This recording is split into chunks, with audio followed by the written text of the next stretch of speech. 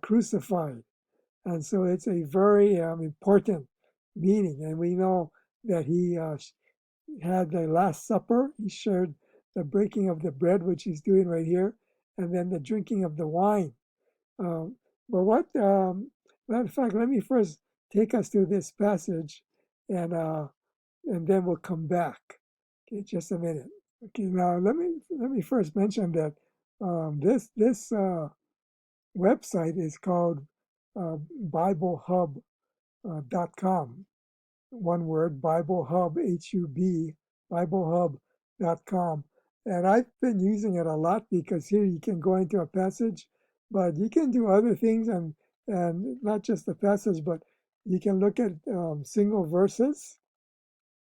You can look at them in different versions, and you see the different versions that you can see appear, different translations.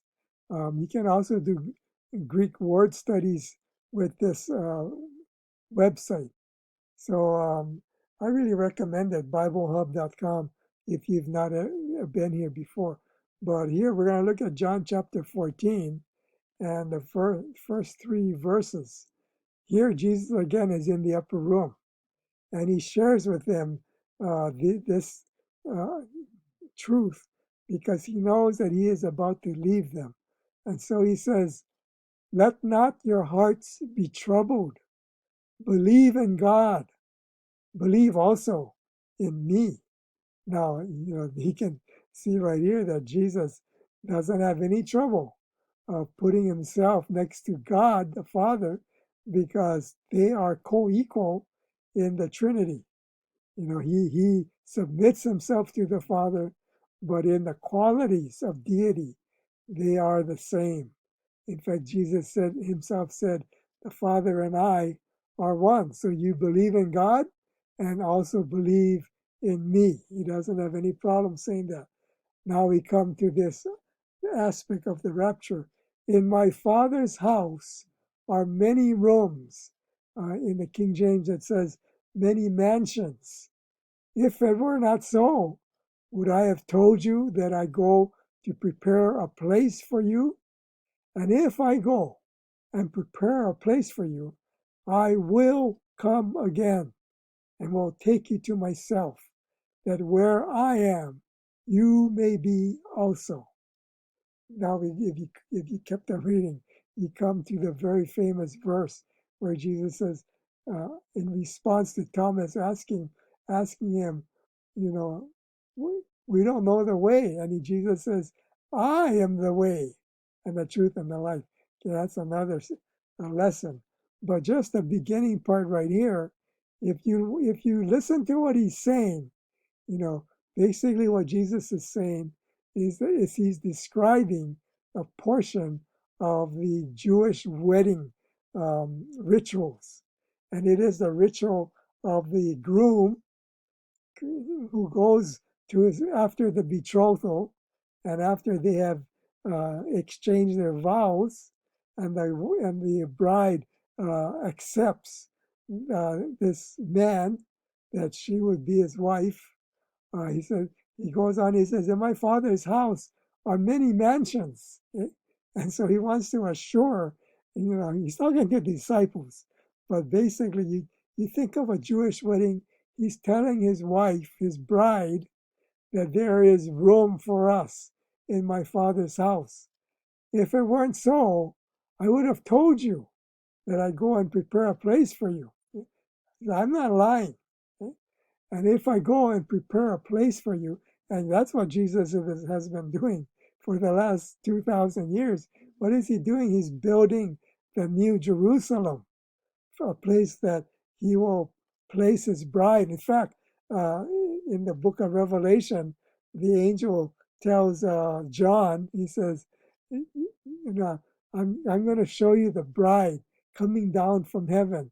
And what does he see? He sees the new Jerusalem coming down from heaven, a city that is 1,500 miles wide and long and deep and high. I mean, it's huge. And no wonder Jesus is taking 2,000 years to complete it. And Jesus says, "I will come again and will take you to myself, that where I am, you may be also. This language right here is Jewish wedding talk. And this is something that the groom would tell his betrothed. He says, I'm going to go back and build a place for us in my father's house. And I'm not lying. I'm going to go and prepare the place so that when I come back, I will take you to myself, that where I am, you may be also.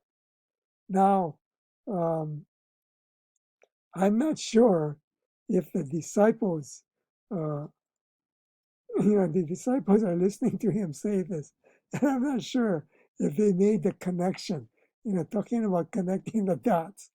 I don't think they could. They heard what Jesus was saying. I mean, in fact, it's hard for a man to think that he's a bride. Okay, just beginning with that concept, and so they weren't really certain what he was saying. But later on, when they wrote it down, and John is right here, right next to Jesus. He's the disciple whom Jesus loved, and he heard it really clearly because he's right next to Jesus. And so he writes it down in his gospel, what Jesus said, because he remembered, especially afterwards, that what Jesus said. And this is again talking about a bride and a groom. And so they might have missed the point. And they might have missed the point of what he's doing here. Because in a Jewish wedding, the groom has to pay a bride price. This is what they call it in Papua New Guinea, where my wife and I lived for 6 years. In the village, especially, their families choose the bride for you. And so the entire village contributes, and they pay a bride price to the bride's family. It might be, pigs or cow, which is sweet potatoes, and other things. It could be land, property, maybe, I'm not sure. But you pay the price to the bride's family, in case the marriage doesn't work, the bride isn't left in a lurch. She has something to fall back upon. And so, in the same way, in the Jewish tradition, the groom pays this bride price. It's like a gift for the bride and her family, again, to support her if the marriage doesn't work out. And so, Jesus brings out this pitcher of wine. He says, this wine is my blood, which is shed for you. He's talking to the disciples. And he says, this bread is my body, which is broken for you. And what are these emblems of symbolism? This is the bride price. What price did Jesus pay to gain his bride? He paid for it with his life by shedding his blood, represented by the wine, and having his body crucified, represented by the broken bread. I think a lot of the disciples may have just thought this was part of the Seder supper, but Jesus is actually reenacting the process of gaining a bride. He's showing what he's paying for her and what he's giving to the bride, and to buy her for himself. And so that's what happens at the whenever we have communion. We need to think that the Lord bought us with his blood and his body, the breaking of his body. And so this is the price he paid to gain us as his bride. And so in John 14, 1-3, he's basically telling them that you guys are my bride, and I'm going to pay for you with my life. And so I'm going to go to my father's house, and I'm going to build us a place, and then I'm going to come again. And just as the groom comes, and we're going to talk about that next, and I'm going to take you to myself, and I'm going to take you to our home. Of course, then they're going to have the wedding supper, and then they're going to have 7 days together in the wedding chamber to consummate their marriage. But that's going to all happen in heaven. But this whole thing is talking about a wedding.